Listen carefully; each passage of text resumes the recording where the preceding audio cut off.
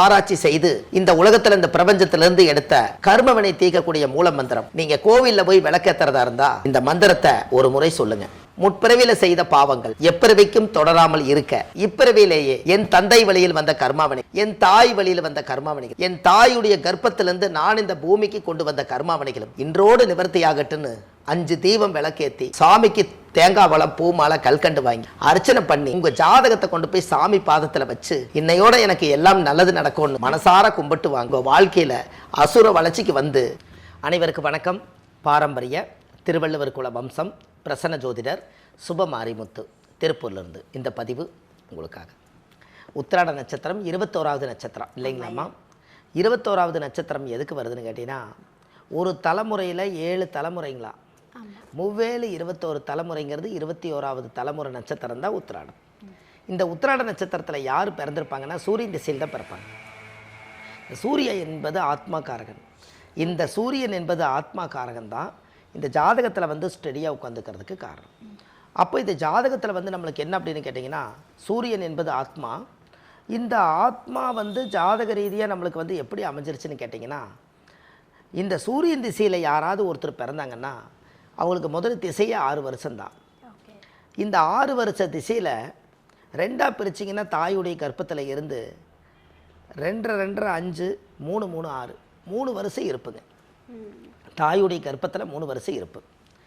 இந்த உத்திராட நட்சத்திரம் என்ன சொன்னால், ஒரு பெரிய அவங்ககிட்ட இருக்கக்கூடிய ஒரு பிரச்சனை என்னென்னா, ப்ளஸ் பாயிண்ட் என்னென்னு கேட்டிங்கன்னா, அவங்களுக்கு சுத்தமாகவே பொய் பேசினா பிடிக்காதுங்க. உத்திராட நட்சத்திரத்துக்காரர்களுக்கு மட்டும் பொய் பேசினா பிடிக்காது.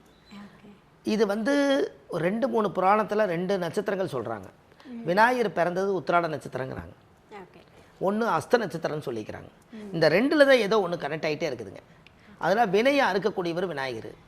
உத்திராட நட்சத்திரத்தில் விநாயகர் பிறந்த ஒரு சரித்திரம் உண்டு. அஸ்த நட்சத்திரத்தில் பிரசன்ன விநாயகர் பிரசன்ன பதனங்கிறது ஒன்று உண்டு. இதில் மெயின் என்னென்னு கேட்டிங்கன்னா, அந்த உத்திராட நட்சத்திரக்காரர்களுக்கு தனுசு ராசியும் வரும், மகர ராசியும் வரும். ஆனால் நேர்மையாக வாழணுங்கிறது அவங்ககிட்ட உண்டு.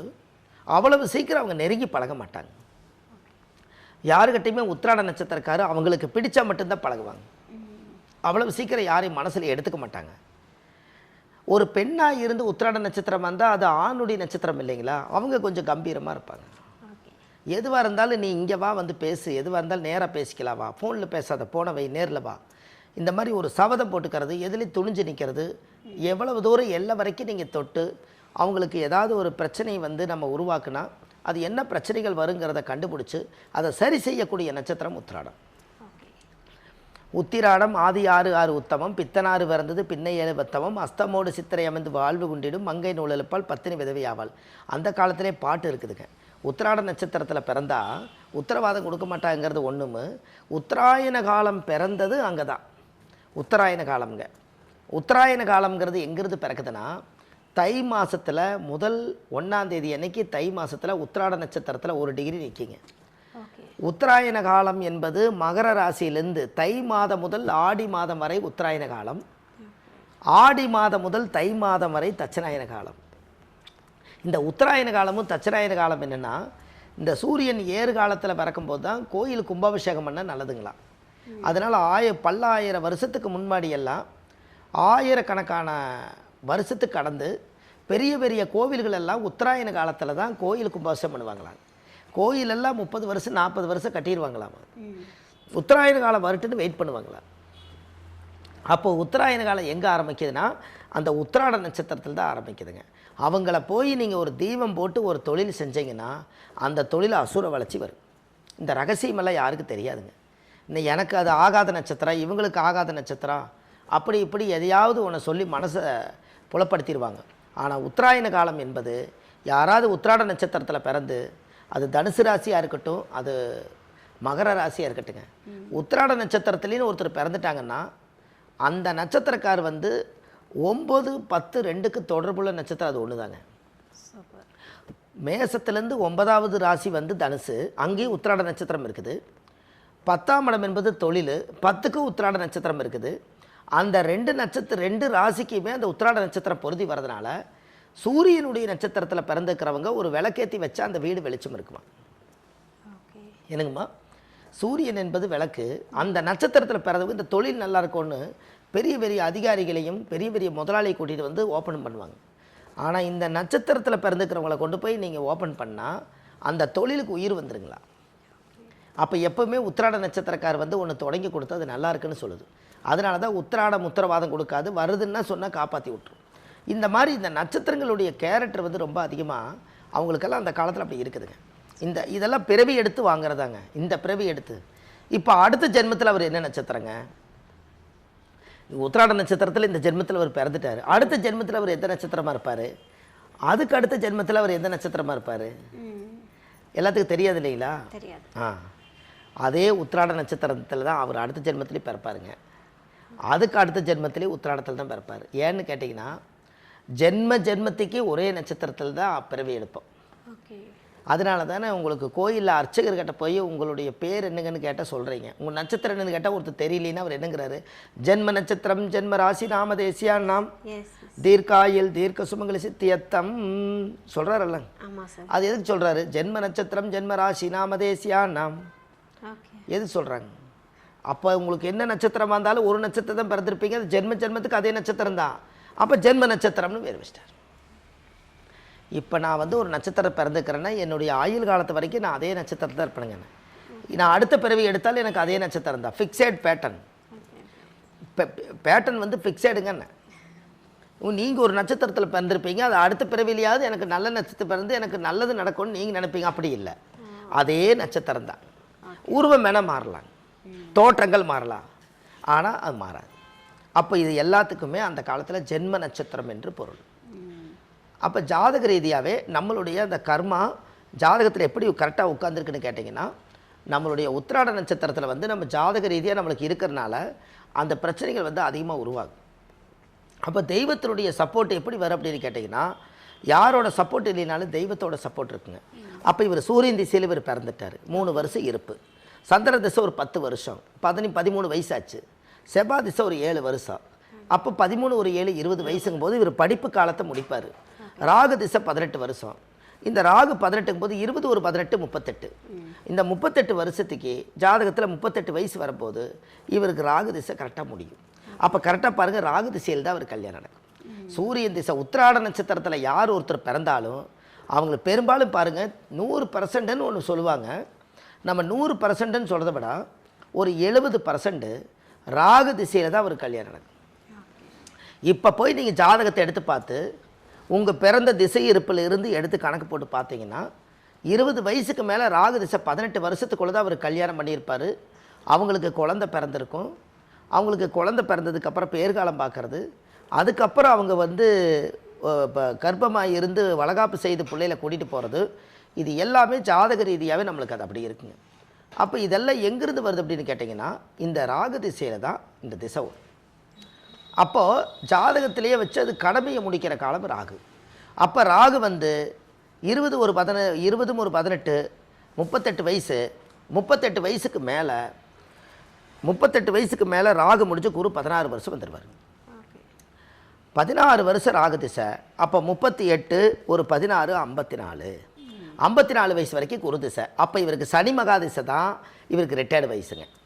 எப்படிங்கம்மா? சனி மகா திசை இவருக்கு ரிட்டையர்டு வயசு. அப்போ இந்த ரிட்டையர்டு வயசில் ஜாதகத்தில் பெரும்பாலும் ஒரு நல்ல பெரிய லெவலில் வாழ்கிறதுக்கு இது கரெக்டாக பார்த்தீங்கன்னா சனி திசையில் தான் அவருக்கு ரிட்டையர்ட் ஆகிறாரு. இங்கே பாருங்கள் ஒரு ஆச்சரியம். இங்கே உத்திராட நட்சத்திரம் வந்து சூரிய திசையில் நீங்கள் இங்கே பிறந்தீங்க, அப்படியே முடியும் போது சனி மகனுடைய திசைங்க வருது. கரெக்டுங்களாம்மா? ரிட்டையர்டு வயசு வரும் எல்லாமே இந்த 60க்குள்ளே கால்குலேஷன் போடும்போதே இவங்களோட வாழ்வாதாரம் வந்து ஓய்வு எடுக்கிற காலம் வரும்போது இங்கே சூரியன் இங்கே சனியில் முடியுது.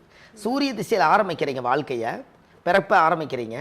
ஓய்வு எடுக்கிற காலம் பார்த்தீங்கன்னா கரெக்டாக சனி மகா திசையில் முடியுது. 60-65 வயசு வரைக்கும் சனி திசை இருக்குதுங்க. அப்போ அந்த 65 வயசுக்குள்ளே இவர் வாழ்க்கையில் இடந்தடம் வாங்கி வீடு வாசல் கட்டி மனைவி மக்கள் அமைச்சு குழந்தைகளுக்கெல்லாம் பேர்காலம் பார்த்து கல்யாணம் மூச்சு வச்சு அதுக்கு பேரம்பேத்தி எடுத்து கொடுத்து கடைசியில் சனி மகாதிசை வரும்போது இவர்கிட்ட ஒரு குழந்தை இருக்குங்க, பேரம்பேத்தி குழந்தை. அப்போ பாருங்கள், ஆரம்ப காலத்தில் இருந்து நாம் ஒரு மனிதன் வயசை கணக்கு போடுறோம், இதுக்குள்ளே நம்மளுக்கு எவ்வளவு காலங்கள் நம்மளுக்கு இருக்குதுன்னு பாருங்கள். இவங்களுக்கு நம்ம காலம் இருக்கும் இல்லைங்களா, அந்த காலங்கள் வந்து நம்மளுக்கு பதில் சொல்கிறதுனால என்ன ஆகிப்போச்சுன்னு கேட்டிங்கன்னா ஜாதக ரீதியாகவே நம்மளுக்கு அந்த கர்மா தானே நம்மளை தொடர்ச்சி வருது. இந்த கர்மாவை நம்ம கழிக்கிறோங்க. நம்ம வாழ்க்கையில் நம்ம அந்த கர்மாவை நம்ம கழிக்கிறோம். எப்படி கழிக்கிறோம் அப்படின்னு கேட்டிங்கன்னா, ஒவ்வொரு புண்ணியங்களையும் தானங்களையும் தர்மங்களையும் செய்து அந்த கர்மாவை நம்ம கழிக்கிறோம். அப்படி கழிக்கும் போது தான் நம்மளுடைய பிறப்புடைய கர்மா கழிஞ்சு தான் நம்ம இந்த ஆன்மா புனிதமாகுமா அப்படின்னா பார்த்துக்குங்களேன். இது எல்லாமே வாழ்க்கையில் இந்த உத்திராட நட்சத்திரக்காருக்கு நீங்கள் கேட்டதுனால சூரியன் திசையில் ஆரம்பித்து சனி திசை ஓய்வெடுக்கிற காலம் 60 வயசுக்கு மேலே, அதுக்கு மேலே அவங்க உடம்பு ஒத்துழைக்காது. நம்ம நினச்சிக்கலாங்க 70 வயசு வரைக்கும் கூட நம்ம பாடுபடலாம், 80 வயசு வரைக்கும் கூட பாடுபடலாம். ரைட்டு, நீங்கள் இளமையான வயசுலேருந்தே பாடுபட்டு 70 வயசாகி 80 வயசு இன்னும் பாடுபட்டுட்டு இந்த உடம்பு வந்து நம்ம சொல்படி வந்துங்க 40லேருந்து 50 வயசு வரைக்கும் உடம்பு நம்ம சொன்னால் கேட்குங்க. அப்புறம் 50 வயசுக்கு மேலே போயிட்டீங்கன்னா உடம்பு சொல்கிறத நம்ம கேட்கணும். அப்படி இருக்கும்போது நீங்கள் 70 வயசில் இந்த உடம்பை வருத்தி சம்பாரித்து நம்ம என்ன பண்ண போகிறோம்?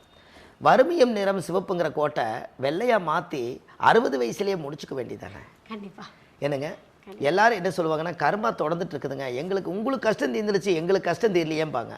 அதுக்குத்தான் ஆண்டவன் என்ன சொல்கிறாருன்னா, இந்த பிறப்புக்கு போதே உங்களுக்கு இந்த திசைகளில் இந்த திசைகளில் நீங்கள் கரெக்டாக வாழ்ந்து கரெக்டாக முடித்து ஓய்வெடுக்கிற காலத்தில் எந்த பிரச்சனையும் இல்லாமல் கடமை முடித்து ஓய்வெடுங்கிறக்காகத்தானே அந்த காலத்தில் ஆர்டர் பண்ணி கொடுத்துருக்காங்க. சூரிய திசை 6 வருஷம், சந்திர திசை 10 வருஷம், செவ்வாய் திசை 7 வருஷம், ராகு திசை 18 வருஷம், குரு திசை 16 வருஷம், சனி திசை 19 வருஷம், புதன் திசை 17 வருஷம், கேது திசை 7 வருஷம், சுக்கிர திசை 20 வருஷம்.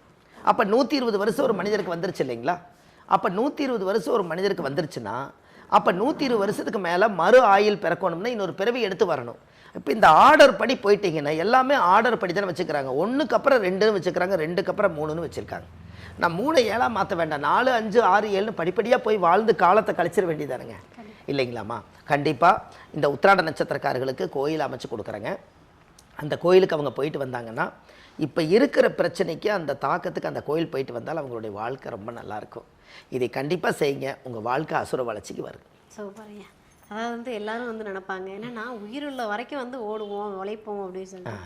சரி, நீங்கள் சொன்ன மாதிரி ஒவ்வொரு திசையிலையும் இந்த விஷயத்த நீங்கள் கரெக்டாக பண்ணாலே போதும், 60 வயசுக்கு அப்புறமா நிம்மதியாக ரெஸ்ட் எடுக்கலாம் அப்படின்றத வந்து இப்போ பார்க்குறவங்களுக்கு வந்து தெளிவாக புரிய ஆரம்பிச்சு நினைக்கிறேன். ரொம்ப அருமையான பலன்கள் கொடுத்துருக்கீங்க. ரொம்ப நன்றிங்கம்மா, வணக்கம்.